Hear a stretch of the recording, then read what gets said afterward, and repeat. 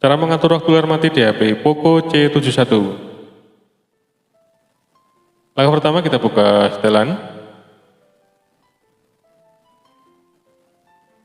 Lalu kita scroll ke bawah.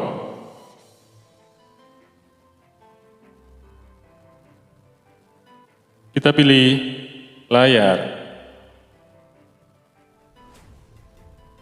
Kita scroll ke bawah, teman-teman.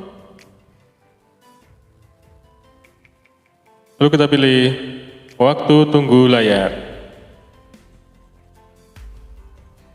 Ya, di sini ada banyak pilihan, teman-teman. Sebagai contoh, saya memilih yang 2 menit. Maka layar akan terus menyala selama 2 menit. Semoga bermanfaat, teman-teman. Kalau kalian suka bisa like dan subscribe. Sampai jumpa di video selanjutnya.